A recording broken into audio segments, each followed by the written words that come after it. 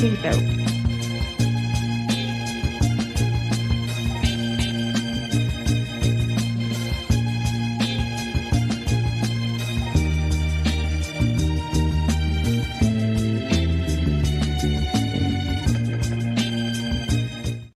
I think that research is important. I had the pleasure early on in my career of working for the MacArthur Foundation, which I think is an institution that has supported some extraordinary research around justice and juvenile justice. I've been doing this work almost 20 years now, which feels crazy to say out loud because I'm still claiming young. And I'm to claim young for at least 2 more decades. I always say this work chose me. Like, I grew up Black, poor, and on the west side of Chicago. I was experiencing the criminal justice system before I had words for it. And I was just like, no, I'm gonna do this. Like, I'm gonna get some tools and figure out how to fight.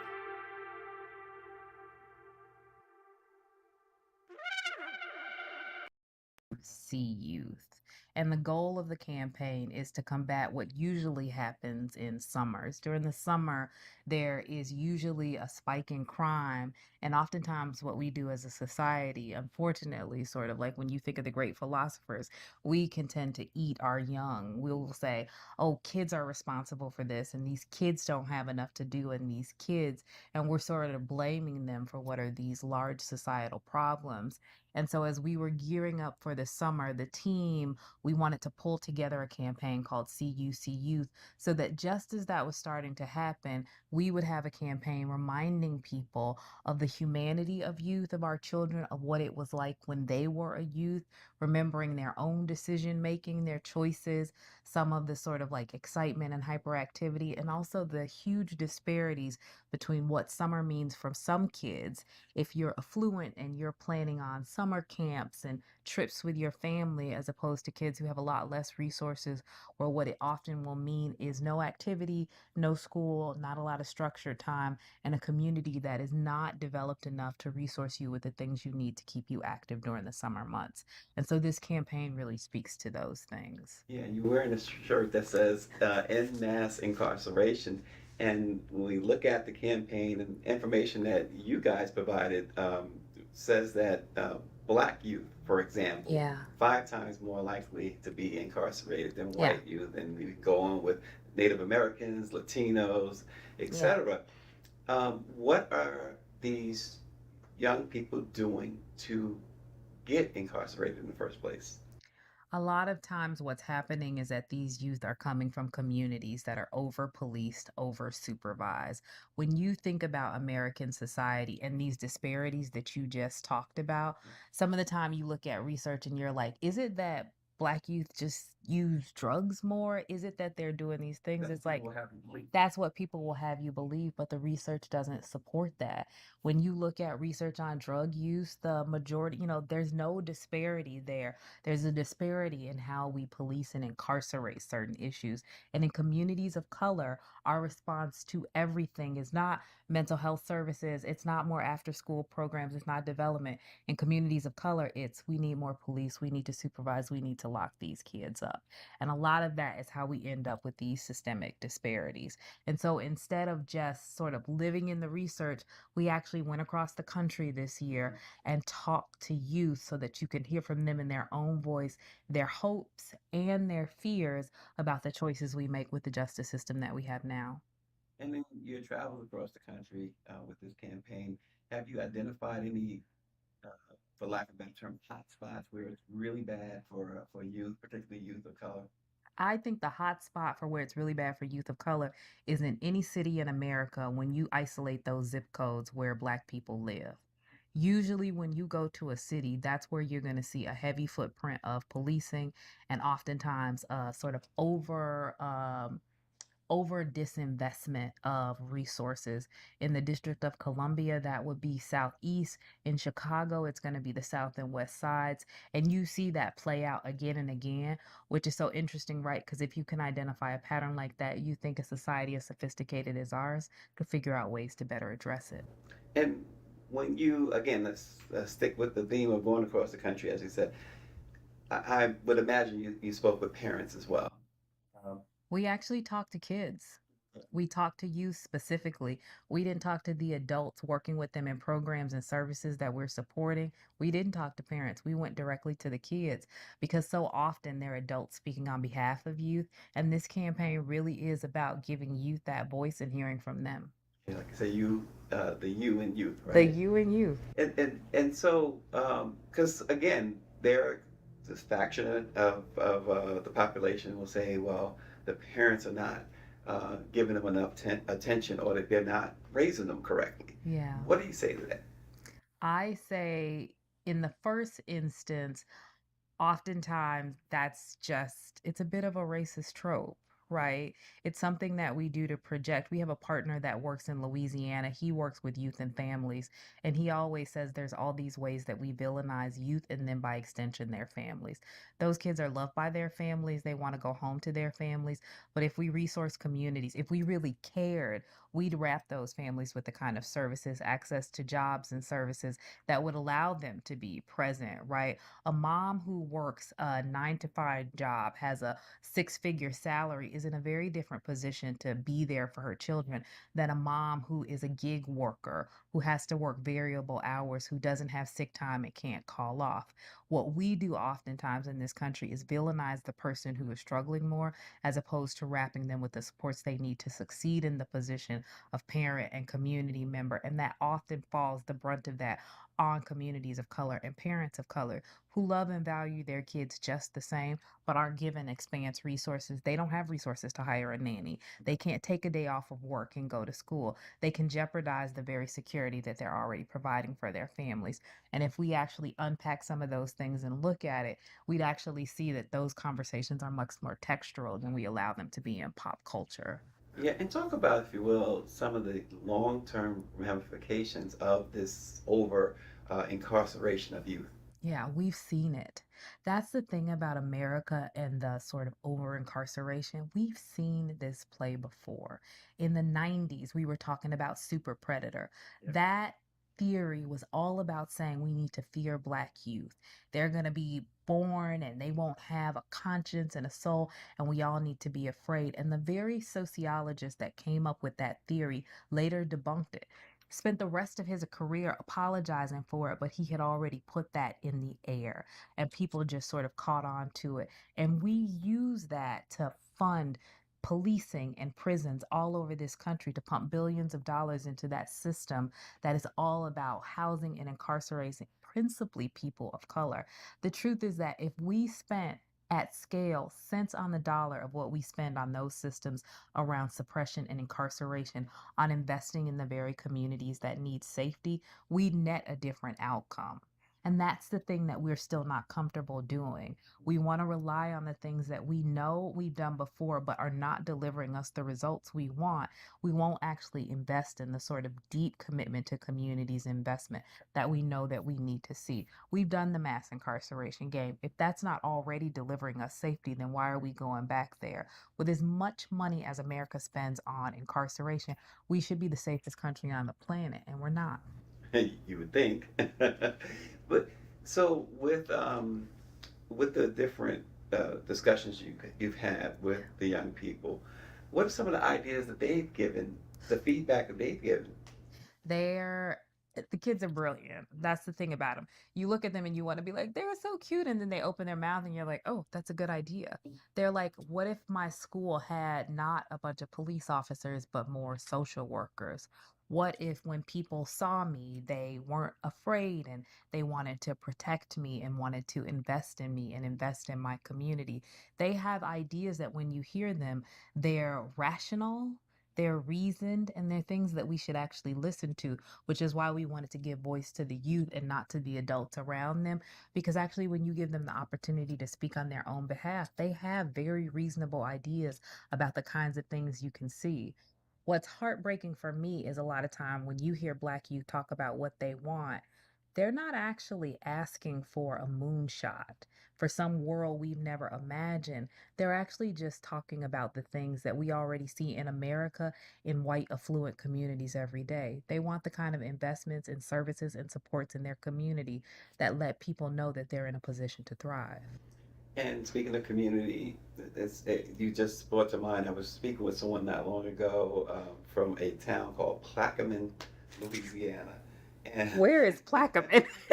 it's about an hour and a half south, I believe, of New Orleans. Is it? Yeah, it's near Right on the water. It must Baton be. Rouge. Oh, It's okay. near there. Yes. Um, and this, it's a senior citizen. He was telling me Yeah. how his dad was heavily into, at least it's a black family, Yeah. heavily into the Freemasons and Yeah. and Yeah. civil rights. And he mentioned, he said they discovered, this is back in the 50s, Yeah. hey, we pay taxes. Why is it the swimming pools and the Right. clubs and the white communities are not ours? And why are they paving the streets in the white communities and not ours? And Yeah. he and a group of Masons went to City Hall and Yeah. demanded those same services and actually got them. Right. Um, Community, do we have that? Like this gentleman was telling me about his father. Yeah. Is that lacking within our community? That's a great question. I don't think it's lacking within our community, but I think one of the things that you have to do to be able to organize is like human beings have to have Maslow's hierarchy of need met. You got to have food, you got to have shelter. A lot of times, anything that you do above and beyond that is because those things are taken care of. And so, oftentimes, what happens is we go to under resourced communities and we say, they're not engaged, they're not in the fight. Well, they're in the fight principally first they're in the fight for survival, and that anything they do on top of that is sort of gravy. What you are talking about at the time in that community was a healthy black community Right. where they were all working, where most of their probably goods and services were provided by one another, other black people, so that money was circulating within that community, and that's health. When communities of colors are in health, when they have what they need, food, shelter, community rooted, they absolutely have the ability to organize and to move issues. What we've been able to do with the crisis of poverty is starve so many of those communities out that they barely have the capacity to survive. So to be able to organize and engage in political activism on top of that, it starts to get threadbare because most of those people are just trying to make it day to day. Yeah, we've heard a lot of slogans throughout the decades. No Uh-oh. child left behind. Um, it's slogans that on the face makes it appear that people really care Care. about children. Yeah. But as a whole, your assessment of America and children. I mean, I started our talk by saying I think one of the things that's scary about American society is we definitely are one that eats our young. Any society that's like, we want to treat children like adults is really interesting to me because the truth is that kids are no more than the purest reflection of what we've poured into them. And so if anybody's taking responsibility for their actions, don't many of us adults have to do it?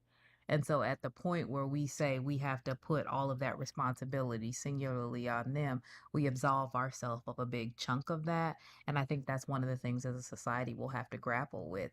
If we cared about our youth, our school system would be different. It would be equitable and across the board. You want to talk about paved roads. I mean, one of the things that they were fighting for, principally probably in that time in Louisiana, is just equal access to quality education. Correct. We are still decades later fighting that exact same fight here. When other countries in Asia, when you think of Norway and some of those countries in the world that have the best performing schools, they're like, our nation lifts when we educate these kids. They're the future of this world. We're going to pour into them. That is not the way America approaches that. And we are the richest country on the planet. This is the whole thrust of the campaign, See You, See Youth. We protect and love those things that we can see ourselves in, right? If you look at a youth, like this is everybody's thing. They're showing people pictures of the baby that's there. It's the most beautiful baby on the planet. It might be, but 9 times out of 10, it's just a baby that looks like you. So you're reflecting that image of yourself back to yourself and you see beauty in it. When you have a multiracial society like ours, that becomes even more complicated because you're less likely to see yourself in someone who not just doesn't look like you, but comes from a different racial or ethnic background. And because we as a society can distance, right, in that way, it allows us to be willing to throw much more much larger swaths of youth away. So maybe I'm a policymaker, I'm white, I can see myself in, I'm a judge and this youth comes in front of me and he was on his frat house campus and damaged some property after they were drinking at a frat party on Friday night. And I think, oh, he's incorrigible, right? I remember that time. You get a little wild, boys will be boys, right? We have those references in our society. It feels familiar. That's forgivable. When you see a black youth who was out in his community in Southeast DC getting a little rowdy on a Friday night, now he's a vandal, right? He's done damage to property. So it's so much about what you can see in that person that feels familiar to you. Because when you can see that familiarity, you care more. And the problem with American society, because it's so multiracial, is that we're so quick to distance ourselves from someone that feels different from us. We don't see their humanity in the same way, which is why we frame the campaign around see you, see you. We want people, even of youth that don't look like they're from the same racial ethnic background, people to be able to identify with their stories, with their dreams and their hopes because they're children. Yeah, and so all of it you've laid out, and you've gone on this tour. You've spoken to these young ones. What type of initiatives are you implementing or trying to implement, or would like to see implemented? We'd like to see more programs. Each one of the youth groups that we're talking to are part of a fellowship program that we funded. So, an organization in that state is working with youth, creating opportunities for them to work on leadership, to work on justice reform, to start to organize and give them voice. We want to see more of that. We want to see more things available to youth that are about building up the opportunities for them, building up their voice, teaching them that they have ways that they can organized. This is the Louisiana example, right? That they're the kind of people that can get with their community and go to the city and say, we want to see the kind of investment, paved roads in our communities that we see in others. And the more that we see of that, it reminds those youth that there are infinite possibilities for them than what they may have just seen when they came into the world. And Public Welfare Foundation can't do it alone, right? Public Welfare Foundation can't do it alone. We need other private philanthropy to be interested in giving voice to this youth. But more than anything else, we need policymakers that have big infrastructure dollars to start to see these youth as an opportunity for investment. I always say, the cure for cancer is in a prison somewhere in America. There's so much talent that we lock away and just will never get to see as a society because we're so quick to throw people away. Yeah, and the again with the incarceration of young ones, we talked about social workers being an answer, or Yeah. at least part of the answer.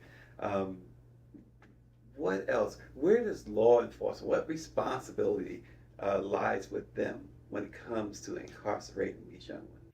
A lot of responsibility. Law enforcement and systemic responses should be a last resort for only those youth or individuals at the highest risk of reoffending. One of the things I always say is that if someone does something that's not appropriate, it's not the same as somebody being predatory.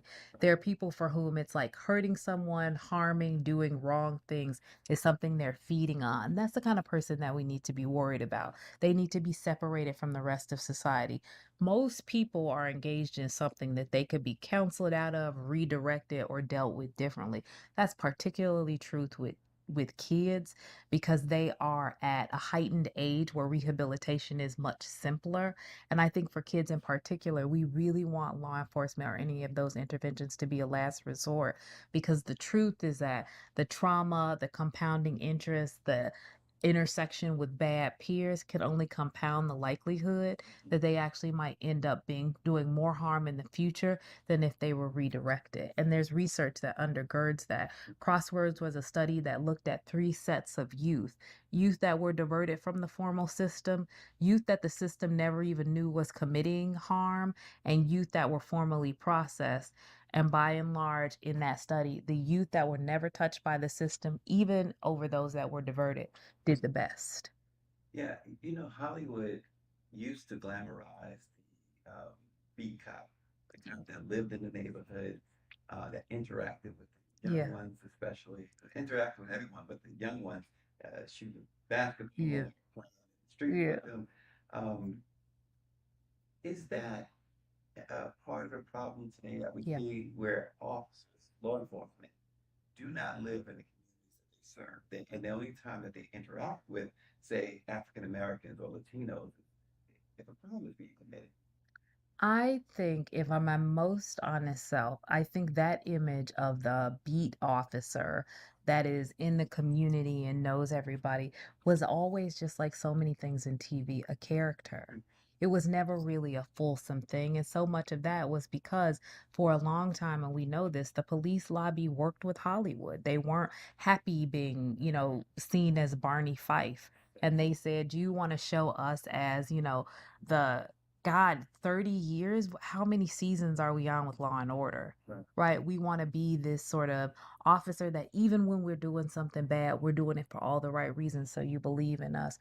But we know in this society and lived experience that that's often not the case, even though Hollywood has sort of really promoted that for a long time. The truth is that there are a lot of things we could have in communities. We could have credible messenger models, someone rooted in the community that we paid a living wage who knew all the people in the community, and they could walk around and intervene with youth and folks who are at high risk, and they could do it probably without carrying a gun on their hip and be trusted and integrated in a way. And if we were willing to make those kinds of investments in communities and societies, it would probably be a different place that we were living in, because nobody in an affluent neighborhood is just walking around interacting with people with a gun on their hip. I don't care where you are in Beverly Hills, no affluent white family is going to think that's okay for their teenager. Right. Are we at a point where we are at a critical danger of just? Go back. I'm sorry. Sorry. Are we at a point now, where we at a critical point where there's a danger of just losing that fight to save our kids altogether? No, no. If anything, it's the adults I'm worried about. Kids are the most redeemable amongst us. Kids have an incredible ability to be rehabilitated, an incredible resilience. The truth is that the danger right now in society is the ability for the adults to move off of their polar opposites in political discourse and different ideas and really realize that there's a lot left that we could be doing for our society, for our youth, that we're not willing to engage in the tough conversations around. How do you get the political leaders? Today you see politics is just Yeah. as volatile as it's ever been. How do Yeah. you get them to take a breath and see that? I think one of the issues with politics, you want to talk about Hollywood, is that there are just way too many people more interested in how they play on TV or on social media than they are in the quality of their governance. And I think the 24-hour news cycle has been incredibly dangerous in that respect, because there is both sort of like everybody and nobody watching all at once. Um, a voice you've heard from one of the children. Tell us something that um, they say as far as being overlooked or being neglected or uncared for by the adult population in this country. Well, there's a cute, adorable woman named Candice, she's a girl. Obviously, I'm biased because we share a name, though it's spelled different. And she just talks about all of the opportunities to invest in youth in her community. She's brilliant. One of the things that I think is most heartbreaking is to both listen to all the ideas the kids have about investing in their communities and really educating youth and giving them job opportunities, but also listening to their fears and how so much of their fears is how they know society views them and the choices we make about how to have interactions with them, with police and systems that are not going to do anything that's going to support or build them up. So it's really worth viewing some of the voices of those kids. And we're going to be, if you follow us at publicwelfare.org over the summer, you can see the different stories on our website. The See Youth, See youth.us is the website where you can learn more about the campaign and also see videos. And on social media over the summer, we're going to be issuing different videos of youth voices. So it's worth it to engage. Yeah, I can imagine. I see the look on your face when you talk about this Candace individual. I was like, oh, it's like there's somebody reflecting you back to you. I said, she's not mine, but it's good enough. And so these children, these youth, all they want is an opportunity, right? Yeah, Why is that so hard? that's what we need to be asking our president, right? It's not that hard. We have both the need of a future workforce, of quality training. I always think about the workforce gaps that they're talking about when you listen to, the morning business report, Bloomberg News, and all the choices that we make about who we throw away in the society. The way to fill that gap is obvious. It's with Black and brown youth, training them, training returning citizens, and these people who could fill critical gaps in the American workforce. But we have to be willing to say our future success is more important to us than our old racial tropes. And I don't know as a society if we're ready to do that yet. And so, how can someone support this campaign? They can follow us. One of the things we ask people when they look at cuyouth.us is to learn more. All of these systems operate on tax dollars. What does that mean? This is a system that you and I fund.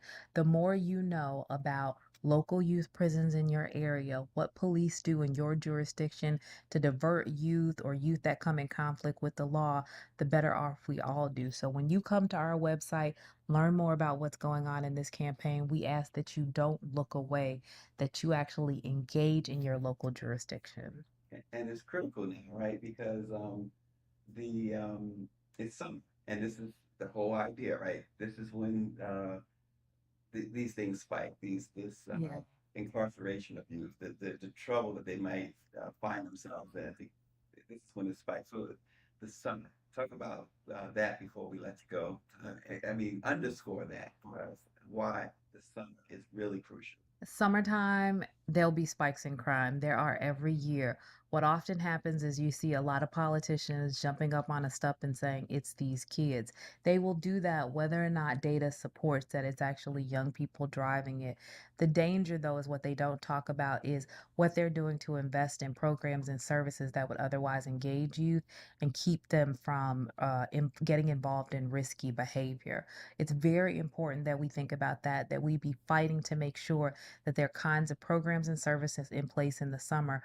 When you look at youth delinquency, one of the things that you will always see is that there's a spike in delinquency in the afternoons. What does that mean? That kids are out of school and spikes in delinquency. So when you have after school services, programs in place, you see less of that. Kids that are engaged are more successful, which means we have to be willing to fight for the resources to put the things in place that will allow for that engagement. And that's what we need to be demanding as a broader society and as community members. We can get ahead of these issues, not just be listening to the same old spiel every summer on the news.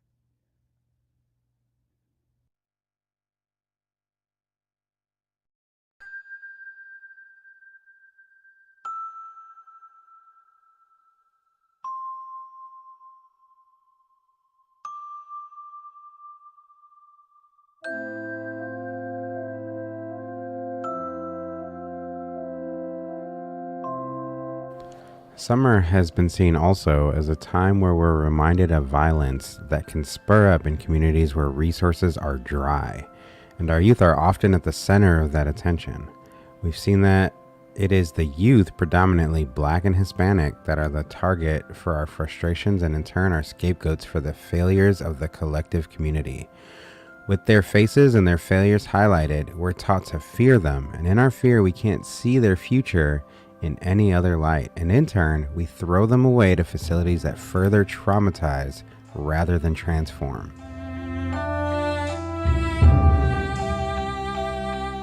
It's safe to say that for the youth that our country has overlooked yet over-criminalized, we lack the vision needed to see their future like we'd see our own. We've lost the ability to see ourselves in the youth, wishing for them as bright a future as we would for the person we see in the mirror.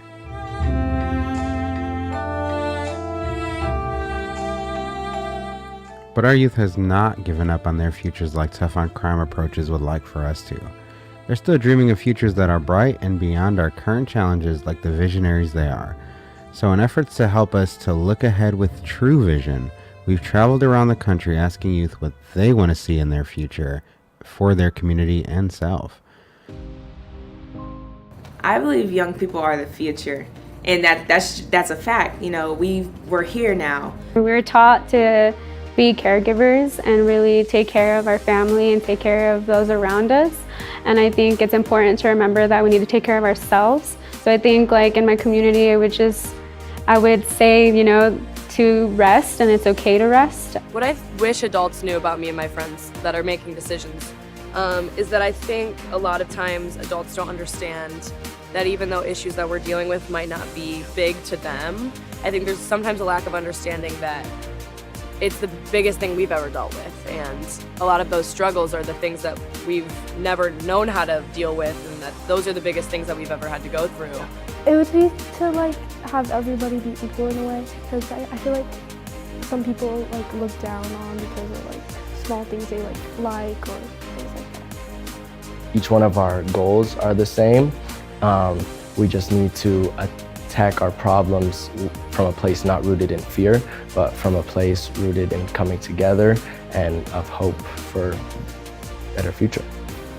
It's up to us to do something with the world. You know, there's a lot of problems that older generations have left us, and you know, we're leaving other problems too. But you know, we're the future. Young people are the ones who are next to make the top decisions. We're the next people who are going to be running all your jobs. Sometimes adults think that like kids are just going to be kids and do crazy things and just make mistakes and just, you know, go down this wrong path. But like you have to make mistakes to learn. I feel like I should like go up there and talk to them and be like, what's going on? Like, you think I'm a bad person?